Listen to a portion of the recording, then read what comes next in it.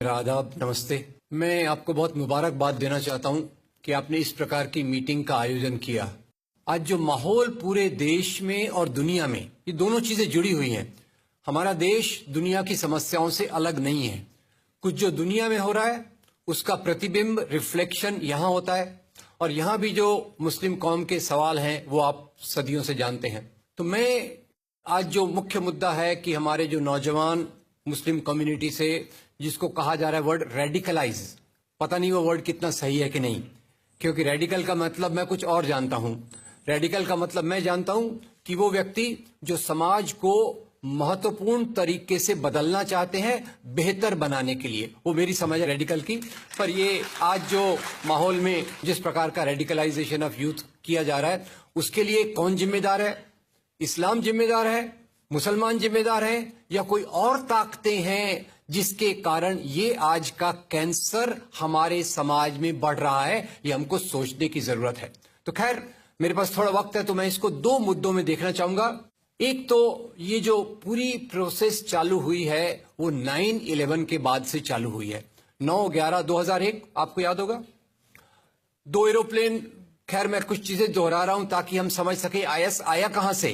ये ऊपर से टपका कि अंदर से कोई ऐसी चीज है जो इस कैंसर को बढ़ावा दे रही है। वो कैंसर को जो बढ़ावा देने वाली चीज है वो थोड़ा समझने की कोशिश हम करते हैं। खैर, 2 एरोप्लेन आए, 2 एरोप्लेन हाईजैक किए गए, ऐसा बोलते हैं। ये सब बोलते हैं वाली बात मैं कह रहा हूं, मीडिया का मामला है। सच क्या है, झूठ क्या है, सच दिखेगा, आसानी से हम उसको पहचान सकेंगे कि नहीं, वो एक अलग बात है। खैर, ऐसा कहा गया कि 2 एरोप्लेन आए, हाईजैक करके लाए गए और वर्ल्ड ट्रेड सेंटर की बिल्डिंग से टकराए।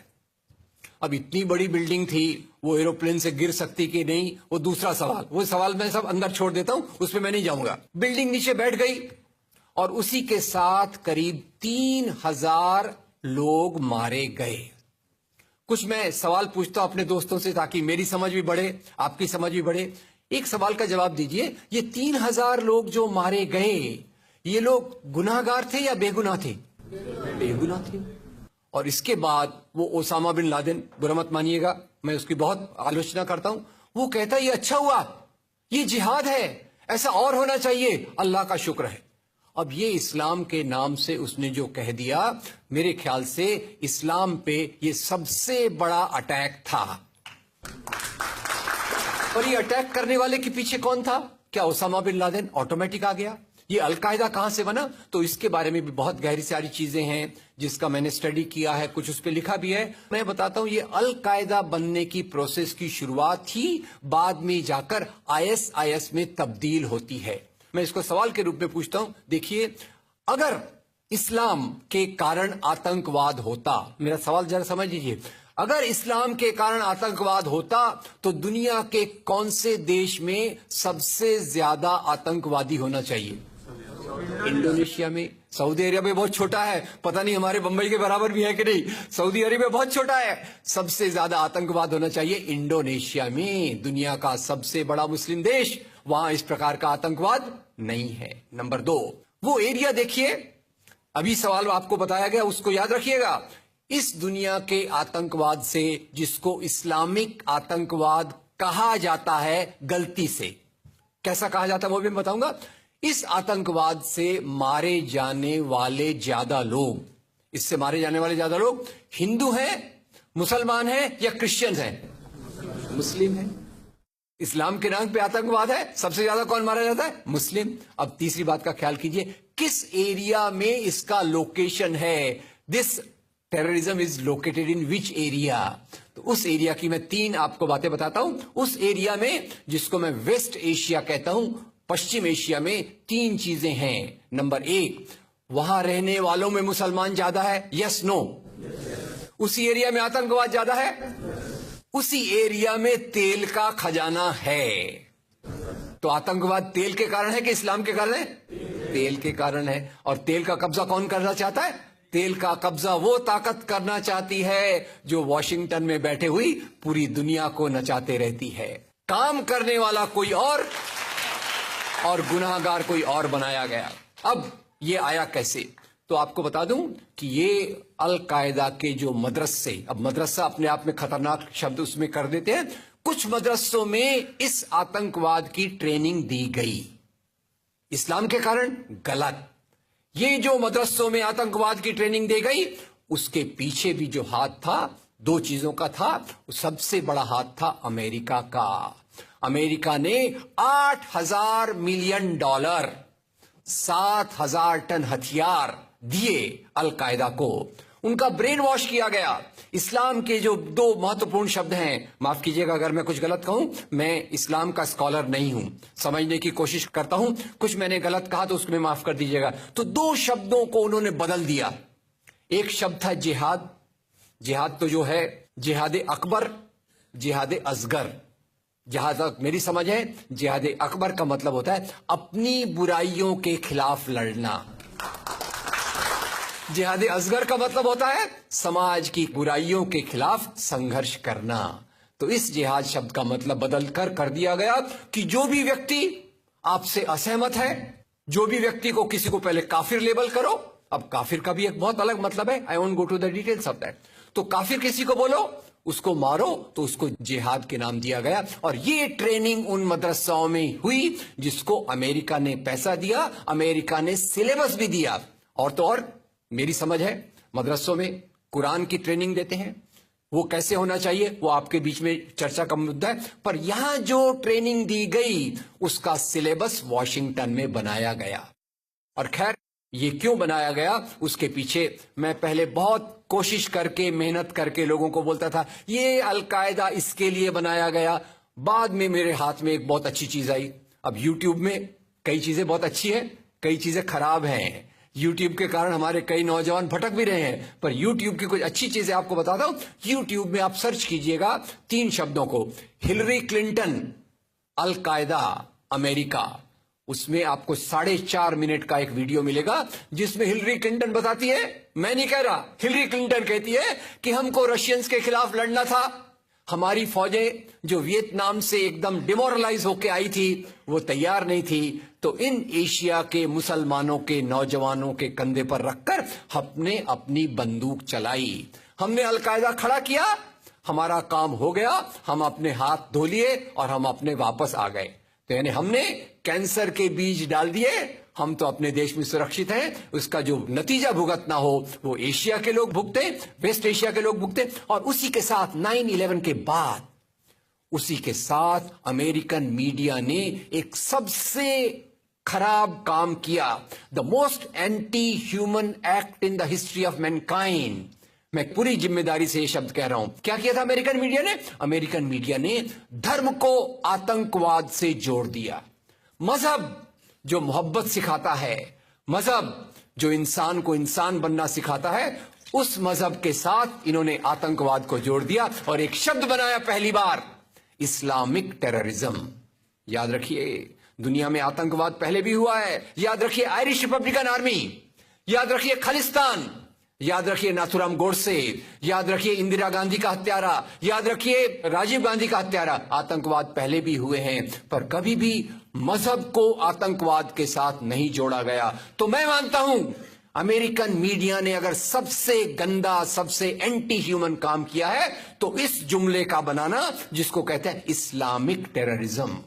अब इसके पीछे इस्लाम का कोई हाथ नहीं। जिहाद शब्द का मतलब बदल दिया गया और काफिर शब्द का मतलब बदल दिया गया। यहां से ब्रेन वॉश की एक प्रोसेस चालू हुई और इसी को मैं कहता हूं, ये प्रोसेस जो चालू की, ये प्रक्रिया एक कैंसर होती है।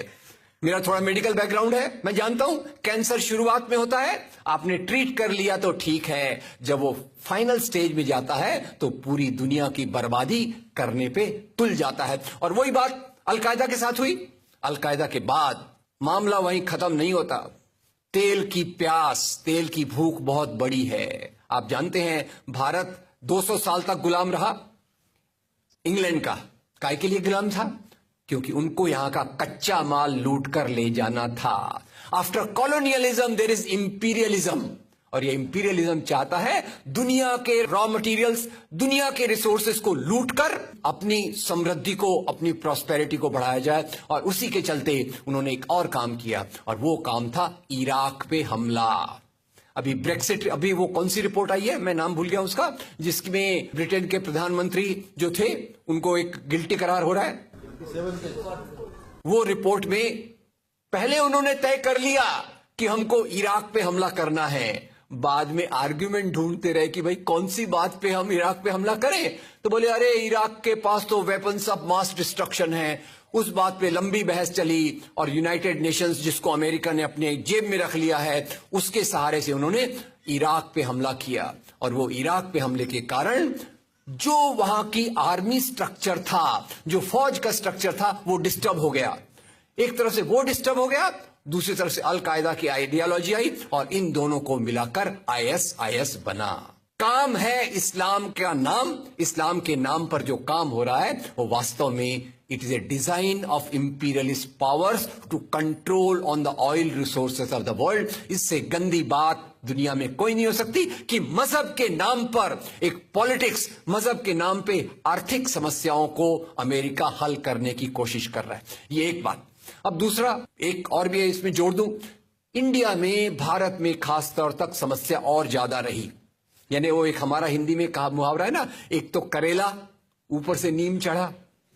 मुसलमानों का हाल पहले भी बहुत अच्छा नहीं था। मैं ये नहीं कहना चाहता कि हमको केवल रोते रोते अपनी जिंदगी गुजारना है। मैं ये कहना चाहता हूं अगर हम समस्या को असली तरीके से समझेंगे, जिसकी कोशिश मैं यहां देख रहा हूं, तो हम उस समस्या को हल कर सकेंगे और यही हमारा उद्देश्य होना चाहिए। मैंने कहां से शुरुआत की थी? भारत में वैसे ही आपको याद होगा मक्का मस्जिद blast, Malegaon blast, Ajmer blast, समझौता ब्लास्ट। हर एक ब्लास्ट के बाद मैं बहुत तकलीफ से पढ़ता था, मालेगांव में ब्लास्ट हुआ, 25 नौजवान मुसलमान नौजवानों को पकड़ा गया आरोपी के रूप में। वो लोग जेल में रहते, करियर बर्बाद होता, बाद में कोर्ट कहता इनके पास तो कोई सबूत इनके खिलाफ नहीं है, उनको छोड़ दिया जाता। ये कब तक चली प्रक्रिया?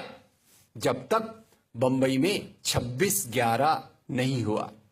हेमंत करकरे इशारों इशारों में बात, मैं वही बात समाप्त कर देता हूं। There are prejudices against a particular community, और ये प्रिजुडिसेस की शुरुआत ये जो इस्लामिक टेररिज्म शब्द से हुई, और उसके पहले भी इंडियन हिस्ट्री में, इंडियन हिस्ट्री को मिसयूज करके मुसलमानों को बदनाम करने की कोशिश की गई। ये मैं वार्निंग इसलिए दे रहा हूं कि हम जितना समस्या को समझेंगे उतने अच्छे से उसका समाधान कर सकेंगे। तो इसकी शुरुआत कहां से हो सकी है? अरे भाई मुसलमान राजा वेरी बैड, ये मेरा फेवरेट टॉपिक है। इसलिए नहीं कि मैं राजाओं को चाहता हूं, इसलिए कि मैं डेमोक्रेसी को चाहता हूं, और मैं नहीं चाहता कि डेमोक्रेसी राजाओं के नाम पर खत्म कर दी जाए। राजा, मुसलमान राजा वेरी बैड बोले, अरे भाई एक हाथ में तलवार एक हाथ में कुरान लेके आए, और यहां उन्होंने इस्लाम लोगों पे लाद दिया। लोग जनरली सुन लेते, मुसलमान राजा आए, एक हाथ में तलवार एक हाथ में कुरान। पर एक आपको वाकया सुना दूं, एक कॉलेज में गया था मैं, तो कुछ अजब ही वाकया निकला। मैं जब स्टूडेंट्स को बोला देखो भाई लोग कहते हैं मुसलमान राजा एक हाथ में तलवार एक हाथ में कुरान लेके आए, तो 5-6 स्टूडेंट खड़े हो गए। बोले सर ये कैसे हो सकता है? बोले अगर राजा के एक हाथ में तलवार है एक हाथ में कुरान है तो घोड़ा कैसे चलेगा? मैंने कहा ये तो मुझे भी नहीं पता। फिर मैंने स्टडी किया और ये पता चला मुझे कि भारत में सबसे पहले जो इस्लाम आया वो राजाओं के माध्यम से नहीं आया। मैं तो यहां तक भी कहता हूं इस्लाम राजाओं के माध्यम से नहीं आया, इस्लाम संतों के माध्यम से आया, इस्लाम मोहब्बत के रास्ते से आया। इस्लाम आया क्योंकि यहां की